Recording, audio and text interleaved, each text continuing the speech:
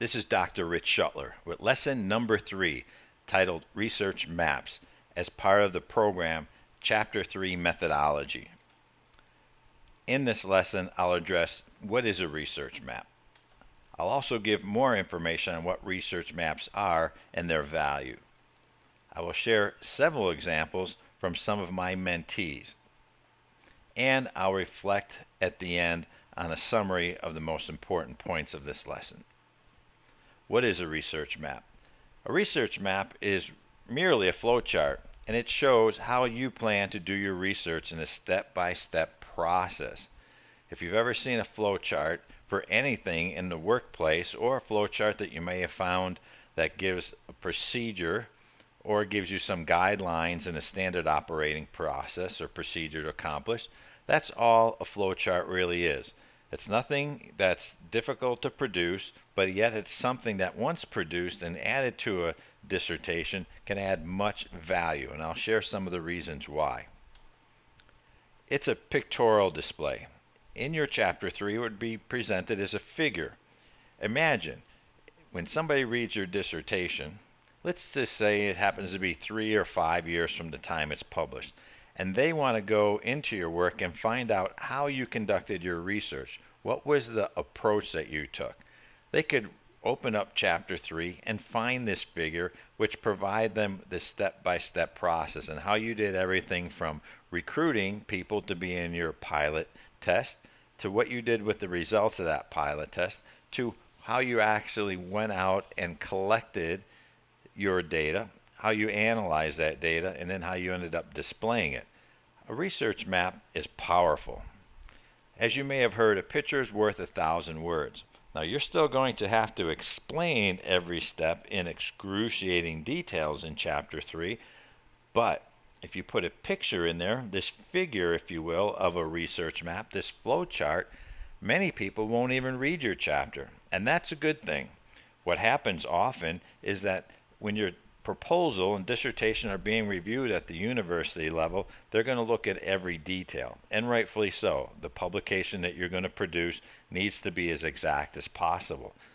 But remember, part of the academic exercise is to help other people know that you understand what you are doing in your research, that you have a sense of being a research consumer, but also a producer. By the flowchart, one is going to be able to see the value you're going to add in your work, and quickly, by looking at that figure, gain a sense for how much you know about what you did or what you're going to do in the research. This is what I call a value-added option. The option of putting a research map in Chapter 3 is just that. It's an option. It's not required, and the option oftentimes does not get exercised. Now, I'm going to encourage you to consider creating the flowchart. And I encourage you to create your flowchart or your research map early on, once you are finished writing Chapter 2 and you're starting to determine the process that you're going to go through from the beginning to the end and collecting data, that you start to flowchart it. For example, in a flowchart you have a number of different types of figures, whether it be squares and triangles and circles or ovals, and in a flowchart, every symbol means something. Like if you're in some sort of decision-making process, you would indicate that with a certain type of symbol in your flowchart as compared to another type of symbol that would be used for other things. But for example, you are doing your pilot study, and you have 5 people who have been in the pilot study, and you decide whether that's enough or not. If the answer is yes, you go one way. If you need to do another or add another to your pilot study, it loops back around and you do another one. And as you build your flowchart, it will be built in a manner showing exactly where decisions had to be made, what actions and steps have to be taken, and when the process is complete. The value-added perspective is that that figure in your work is going to give the reader something other than the narrative to look at. Some people say, I've never heard of a research map. They've never even seen one. Well, that's not uncommon. I would venture to say that probably 2 out of 100 dissertations have research maps in them. They're not required, and a lot of dissertation chairs believe that if it's not required, don't put it in there. I understand that approach. It's not necessarily one that I take. I look at it this way, that if the figure has the potential to add value to one's work, then put it in there. Much like I believe a concept map in chapter 2 is helpful to be able to show how the concepts are drawn together and show the relationships and interrelationships of the different variables or different content areas that are addressed in chapter 2. This concept map in chapter 2 is also not required, nor is it needed by most universities. Most dissertation chairs don't even know to include one. That's okay. That's just because they've never done it. Doesn't mean that you can't do it. With the research map in chapter 3, you get to decide whether you include it or not.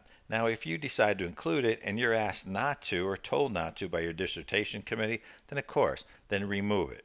But I encourage you to create the flow chart anyway, regardless of whether you include it or not, because it's another step that you can use to help guide you in writing the narrative then. Also, it'll be that step-by-step process that you'll have when you're actually collecting the data. What I have my mentees do is first create a flow chart of what they believe will happen. Then take that flow chart and then create an outline. From that outline, then I have them start writing chapter 3. By that time, with the flow chart and the outline, it's very simple to write one section at a time from the beginning of the chapter to the end of the chapter. I can pretty much promise you that if you create the flow chart and the outline, you will get done faster than if you do not. You will get done faster by taking more time. And believe me, the time to create a flow chart and an outline is minuscule in the time that it takes collectively to produce a proposal. So think about it and give it a try. Do you need a research map? As I indicated, no, you do not. But why not? I want you to think now more than ever before about the significance of your study. How substantial do you want your work to be? Do you want to barely get by, or do you want to produce a document that's going to reflect your life's work? For many people, a dissertation is part of their life's work. That once it's published, it's going to be used and read by many people. Then there's others who produce a dissertation that nobody ever reads. Now, it doesn't mean that the one that nobody ever reads is not a good dissertation. It just means that perhaps the person who wrote it did not then continue to follow on, or maybe people who could have used the information never found it or had the availability to download it. But as we look at this today, what do you want your work to stand for? Oftentimes, students get caught up in the shuffle of putting everything together, and they forget about where could I add value. Because the short-sighted student is looking at how do they get their dissertation done so they can get on with their lives. I understand that, and there's nothing wrong with that. But at the same time, if you're going to put all this time and effort into your work, why not take a little extra time and make it even more valuable? Where would a research map go? I often have my students put it in following the introduction to the chapter. As you start the chapter, like any chapter in your proposal and dissertation, there's an introduction.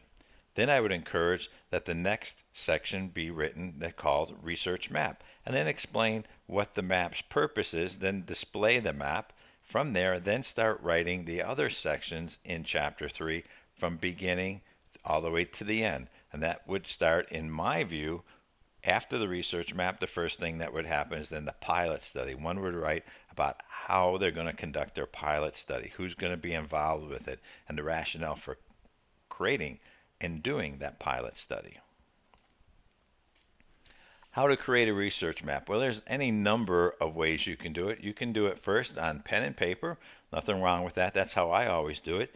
You may want to download a free program that you find online for flowcharts and use that. There's nothing wrong with that as long as you can cut and paste it or somehow incorporate it into your dissertation work into a Microsoft Word file. What I find helpful is to use Microsoft Visio. Now, if you don't have Microsoft Visio, that's certainly understandable because not many people do, but this is a program that helps people make different types of flowcharts and has the ability to do drawings, if you will, in a way that is easier and far exceeds the options that you're going to find in any other Microsoft programs. Microsoft Visio is not part of the Microsoft Professional software that you might buy that has within it Microsoft Word, Microsoft PowerPoint, and Excel. You would find Visio as a separate entity, and I bought it, and I think I paid about $97 for it. I've used it many times over the years, and I have the same version that I originally bought probably 10 years ago. I never had a need to upgrade it because the Visio program works for me. Now, some of you may have computer-aided design programs if you're working in a field where you use the computer-aided design programs. Maybe it's you have it on a computer at work. You may check into that. There are many different ways, but you know what? You can do it for free if you want to. Yeah, it seems like a lot of extra work, doesn't it? And it certainly could be. But much like the outline, it gives direction and focus. And I believe, as I mentioned before, that if you create the research map, this flow chart, if you will, and then you put it into an outline, and then you start writing, that it actually saves you time in the long run and adds value. I'm all about adding value into a doctoral dissertation. As you've probably heard many times and will continue to hear many times from me in the remaining lessons of Chapter 3, I'll always talk about the future. Think about that 3-5 year period from now when somebody opens up your dissertation and they look in your chapter. Do you want to have them see 15 or 20 pages of just narrative, or perhaps might a figure in there, your research map, also add value? Yes, it does seem like a lot of work, and again, it could be, but this is your signature academic assignment. I have a feeling none of you, and if there are several, it might be very few statistically, that have ever produced something more of value in your academic work than you're doing with your doctoral dissertation. This is what we call a signature piece of work. It's your end result of all the years of school that you went to. I know for me, after 15 years of going to school part-time in the evenings and weekends, my doctoral dissertation was my signature work. And it, at that time, reflected the very best I could produce. Yours should do the same. Now, I can be honest with you. It's about 15 plus years later now. If I went back and looked at my dissertation, I'd like to believe I could rewrite it and be much better. Same as yours. 15 years after you produced it, you will have learned so much more that your work could be much better. But we want to make it as good as it can be at the time that you do it. If by including in Chapter 2 a concept map, in Chapter 3 a research map, and you have these extra value-added figures, and then you'll have different tables in your work as well, then your work takes on a whole new level of significance. And it can be oftentimes what makes your work far more substantial, because people might want to share your figures with other people or use it as a guideline for their own work later. Yes, again, it could be more work, but don't take the minimalistic approach. I'll be honest with you. With some of my work in my dissertation, I did take the minimalistic approach. I was very fortunate. I had committee members that wouldn't allow me to do that. Originally, I was just going to do 12 questions I created in a Likert type survey to do a quantitative analysis. And then one of my committee members said, well, why don't you add a few open-ended questions and do a mixed method study? Originally, I didn't want to do that, but I did in the long run. After I got all my data back and consolidated and put it all together in chapters 4 and 5, then one of my committee members says, why don't you do triangulation? Now go back into 5% of the population who answered the questions for me as part of my survey population and interview them and see if they actually agree with the data that I was able to collect and the information that I inferred from it. I didn't want to do that. That was going to take more time.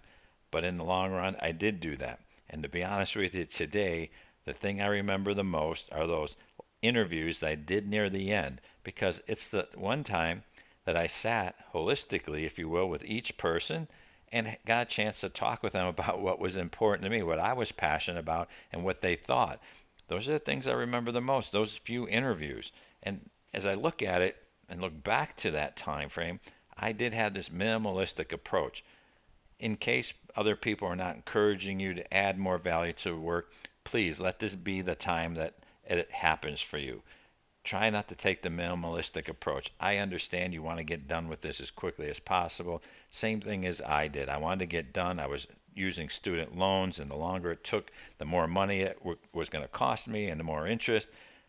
In the long run, All these extra things that went into my work made a big difference, not only in the value of my work, but in the value of my education.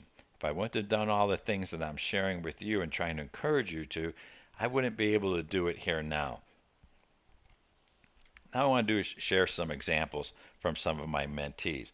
As with all examples, they are from my mentees who have had their work approved on the first time through in most instances. Sometimes maybe one or two of them had to have a second review, but predominantly they went through pretty quickly because they spent a lot of time in their work. And you'll see when they start adding value like these research maps, you'll gain an understanding why they did so well.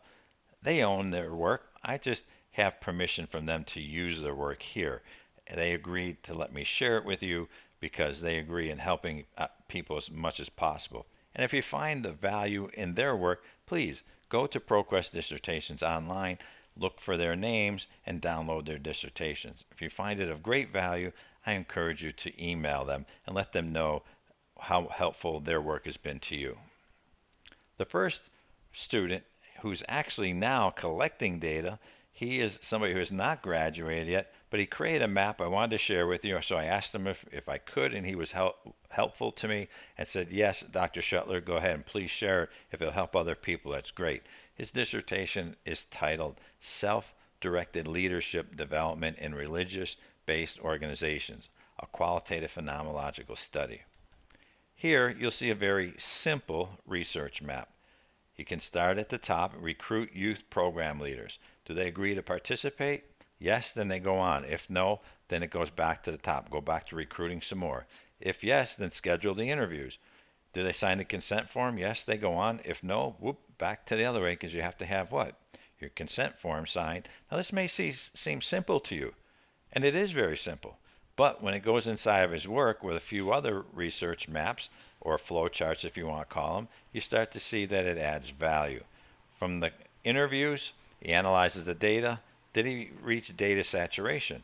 In phenomenological study, he had indicated he was going to do 20 interviews or until data saturation occurred. Data saturation might occur as early as 15, maybe 16. May not happen as late as 22 or 25. We don't know. But when he does have saturation, then he's going to stop and then report results. Now in his case, if we go deeper into a flow chart, he'll say that he'll analyze the data, and what he did originally is the plan is that he would collect interviews from 12 people, then run the data. Then he'd do 3 more and see if there was any new information being included. If so, then data was not saturated. If it ended up being the same, then he was going to stop after those final 3, indicating that data was saturated. Now, Dr. Patricia Schroeder, in her 2013 dissertation titled A Quantitative Correlation Study of Individualism, Collectivism, and Employee Innovation in Turkey, shares this figure, or if you want to call it research map. She used 3 different surveys that she took questions from each and put them together into one survey that she gave to her survey population.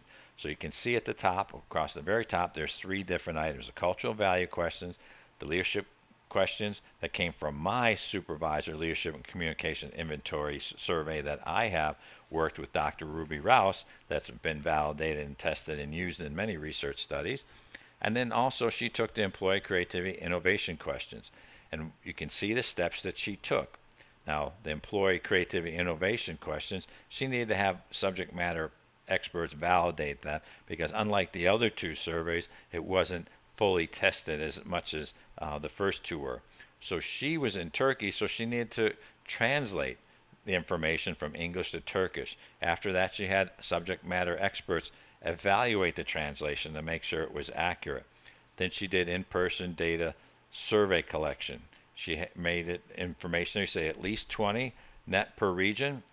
If no, then she continued on. If yes, then she went on to data analysis. Again, is this difficult?